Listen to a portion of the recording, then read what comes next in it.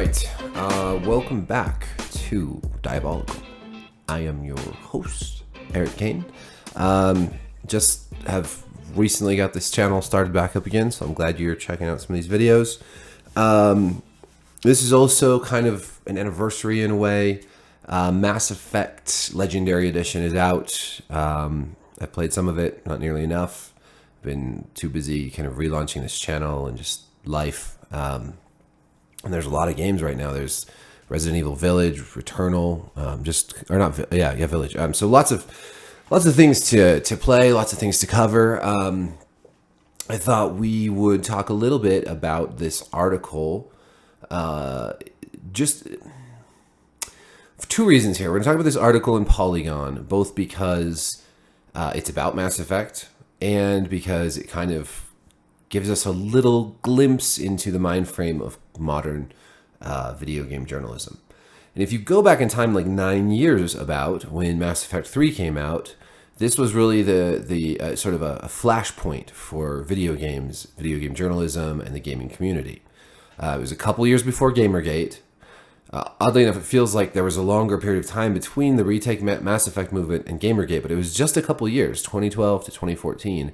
Since then, we've had, it's been 7 years since Gamergate, 4 of which were taken up by, the Trump years. So, if you just rewind a little bit, you'll remember that there was the whole retake Mass Effect thing when gamers were upset, when fans of the series were upset that the ending of Mass Effect 3 was a huge letdown. Instead of having, multiple interesting, different endings based on all these choices you'd made through the first 3 games as Commander Shepard and his crew of misfits. Instead you got, 3 color-coded endings that kind of left a lot to be desired. And people were upset. And this was really when I was first getting into the whole gaming business. Fuel.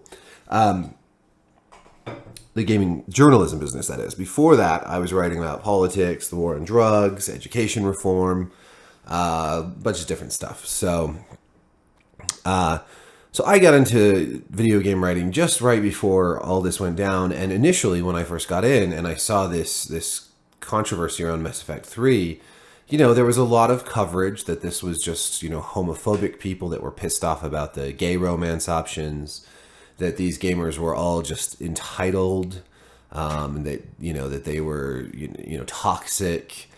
And when you see all this stuff in the press, it's pretty easy just to accept the narrative. And I've written about this on my Substack about how a narrative forms, and the narrative that forms is more important than whatever the truth behind the narrative is.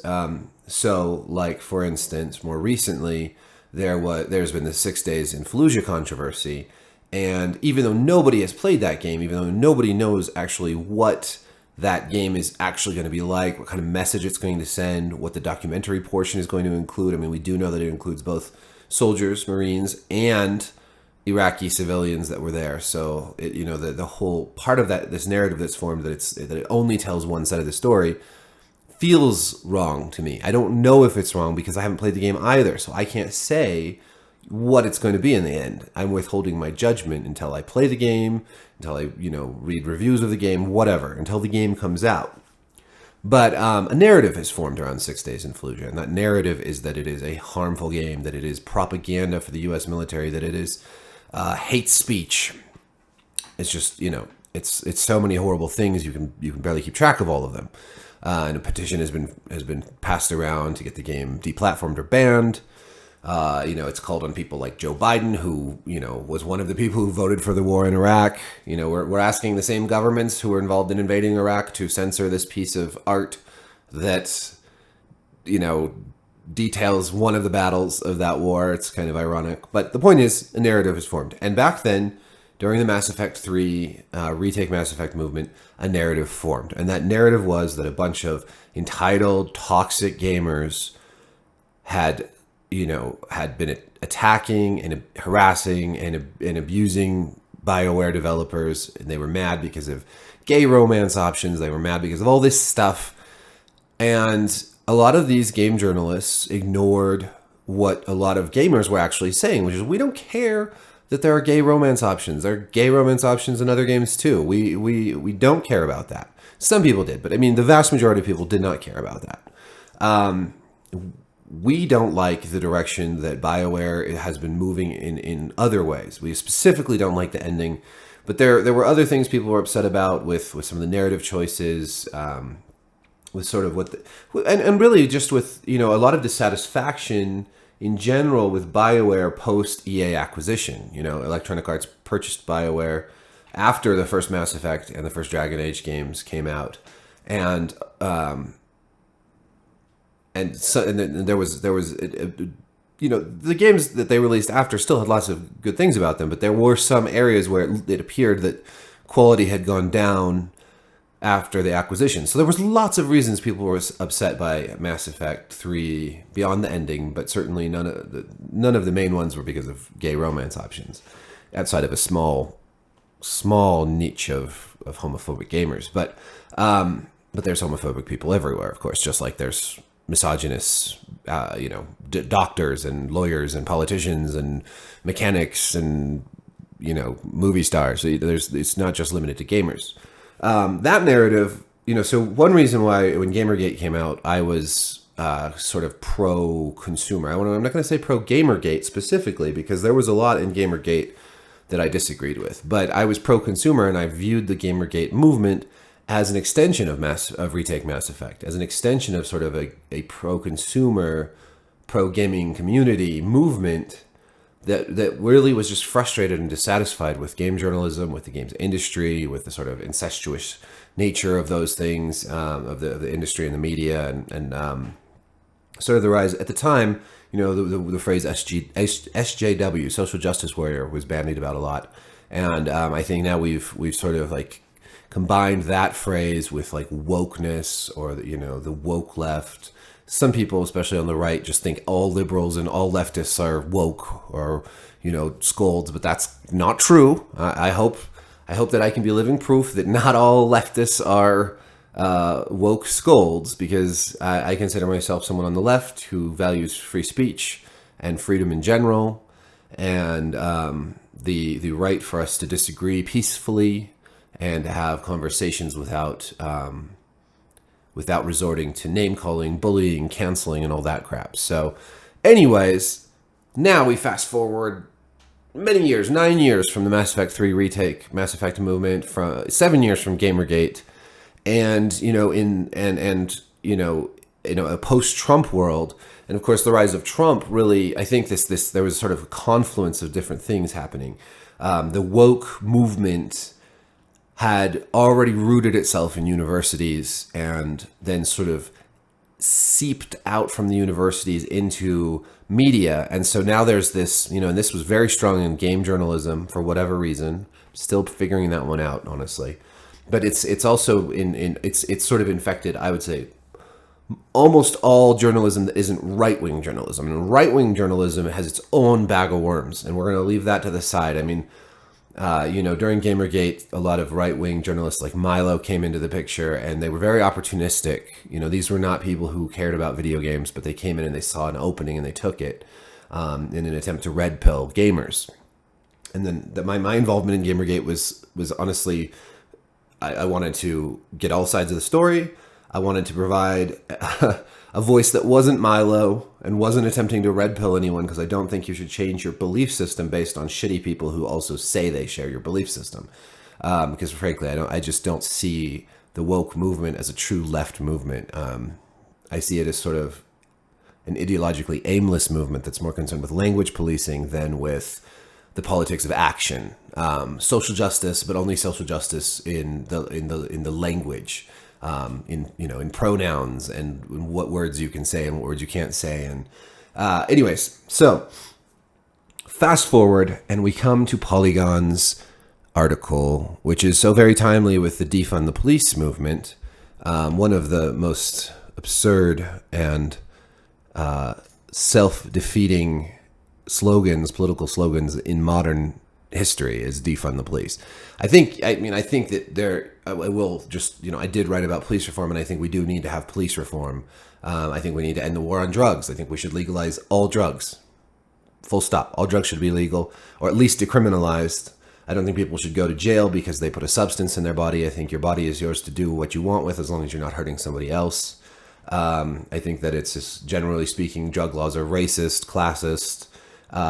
They give the state far too much power, and I don't care if you're a liberal or a conservative, you should be afraid of the state having too much power. I think that the cops have too much power. I think that that there's a huge problem with the militarization of the police in a lot of places. A lot of the military surplus post-Patriot Act, which again, I think the Patriot Act is a huge state overreach in the name of safety over freedom, which we see in language. In the woke side, we want safety, safe spaces over freedom of speech. And on the right, we have, this push for national security over freedom. And I think both are wrong. I think freedom actually matters more than safety or feelings or whatever. I think free speech or freedom, just pure freedom, is more important than being safe. So I think that we do need police reform. We need to demilitarize the police. We need to end the war on drugs. We need laws, fewer laws, and the laws we do have need to always take into account liberty, individual liberty, and the health of the community.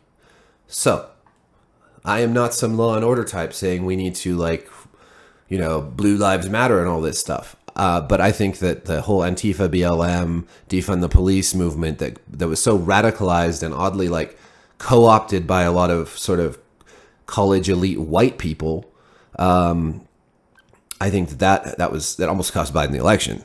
So now we have this article, Mass Effect's Revival Reminds Us It's Time to Abolish the Space Police, by Yusuf Cole, published in Polygon on May 17th. It is a super long article. I will link to it. I am not going to read the whole thing. It takes the BLM awareness, the cultural awareness that surrounds that movement, and how that's affected our popular culture, and it uses one of my favorite shows, Brooklyn Nine-Nine, as an example of a show that really couldn't survive this new cultural awareness of copdom, of how problematic the police are, which I think is tragic, for one thing, because I think that Brooklyn Nine-Nine, I think it showed, maybe it wasn't a very realistic view of most police, but then again, The Office isn't a very realistic view of most offices either. Nowhere in the real world are people that funny all the time. It's a sitcom. But this article talks about, a Collider article, which talks about sort of how Brooklyn Nine-Nine valorizes police work, and sort of links that to how the Mass Effect trilogy valorizes space police.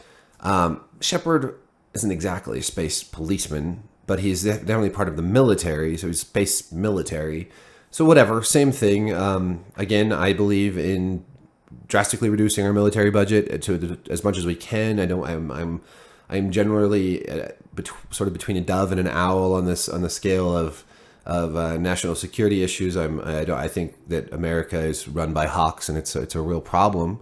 We spend way too much blood and treasure in foreign adventures, like Iraq, like Afghanistan, which like Libya, like just all over that region and other regions. I think we'd be better served saving that money and putting it into our economy here. So I get it, and I'm sympathetic to this sort of argument that video games often do valorize the military, and while it's fun and we can just treat it as mindless escapism. Call of Duty is one of my favorite games. I play Black Ops Cold War all the time. I also am sympathetic to the idea that yes, we can also do more. We can have a more interesting story that doesn't valorize violence, that doesn't glorify violence, even though I don't think video games cause violence. There are a couple problems with this article. I'm scrolling down. It's very long. Here we go. All right, I'm going to read this paragraph, because this one, see, sometimes I just feel like these these writers, these, are, I don't know if it's because they're young and inexperienced, or they're idealistic, or they just think that saying really outrageous things will score them points with their crowd. But I just don't know how you can get away with printing this stuff. Okay, let's read it.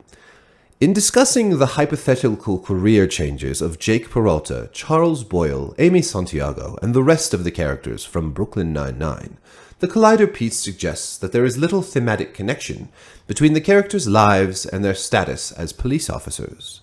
But this rings false, considering how much of the show is committed to the propaganda of valorizing police work. When they're not up to zany hijinks at the precinct, the officers of Brooklyn Nine-Nine are out solving crimes and catching criminals. This is pure fantasy. A fabricated depiction of what police actually do, which falls more along the lines of harassing the homeless and mentally ill, and profiling and frisking young black men. At its root, the show's purpose is to defend and uphold the myth that police are our guardians. It's a myth that contributes to the self-serving and convenient obfuscation, as Neocleus puts it, citing historian V.A.C. Gatrell, that the police are concerned first and foremost with crime. Okay, lots to unpack here. What police actually do falls more along the lines of harassing the homeless and mentally ill and profiling and frisking young black men. That's what police actually do, according to this article. On the one hand, cops can really suck sometimes. When I was 19, I was arrested for possession of marijuana and underage drinking. The cops were real assholes about this, and now, of course, marijuana is legal. I don't think they were contributing to the safety of anything. I don't think that they were targeting me because I was a particular, demographic other than young. But, I think that was a useless use of state power and I think that lots and lots of people are harassed by police, arrested for non-violent offenses that they should never spend the night in jail, let alone go to prison for.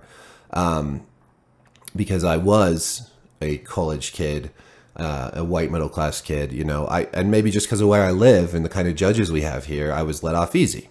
Great. But for, in some places you get busted with pot, maybe you go to jail for 3 years. I mean, crazy things happen and the laws are kind of fucked up, no doubt about it.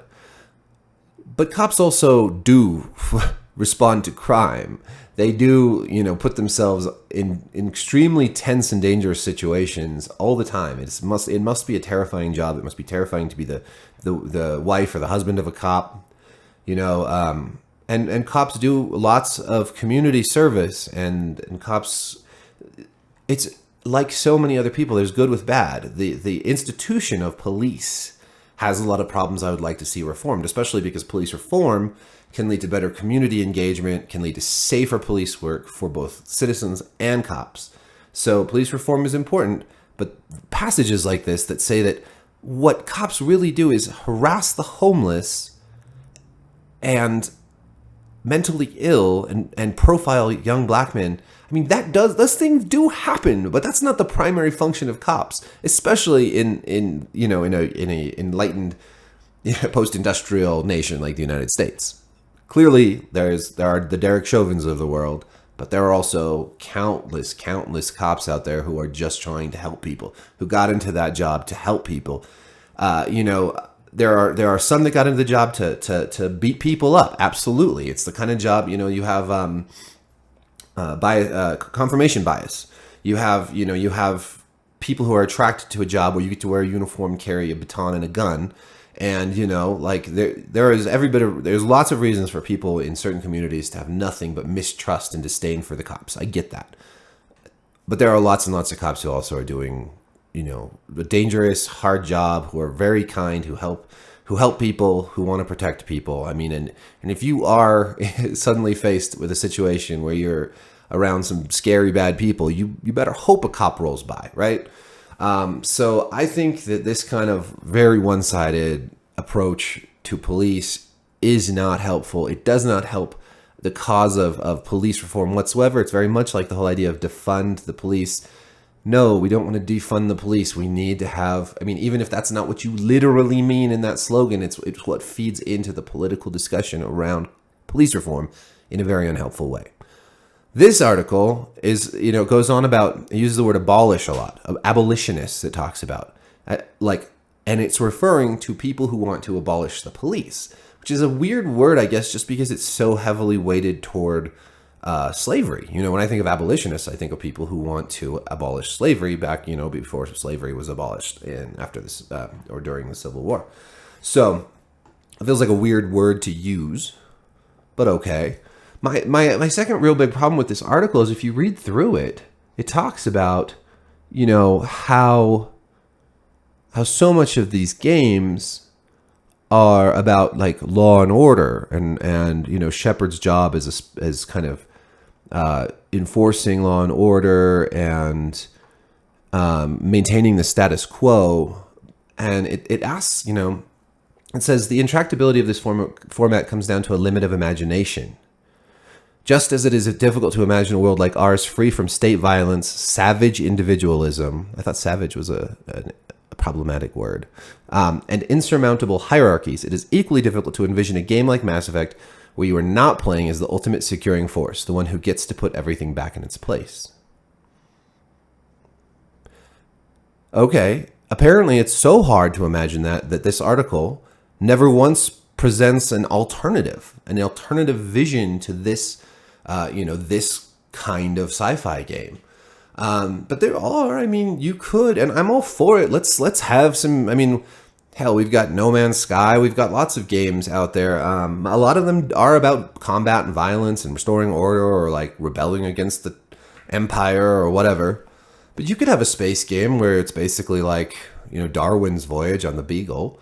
You could have, Nathan Drake in space, minus the whole Nathan Drake is a mass killer. In every Uncharted game, you kill like 300 dudes. You could have a game that was less about combat and less about enforcing or restoring order or, space policing. And you could have it just about, solving puzzles and exploring new worlds and, finding a cure for the space plague, COVID-19. But this article doesn't present us with any sort of alternatives. It says, the concluding paragraph, you can explore a vibrant and colorful galaxy without serving as its enforcing power. You can experience these complex narrative systems in satisfying ways without requiring all final decisions to be subject to your own approval.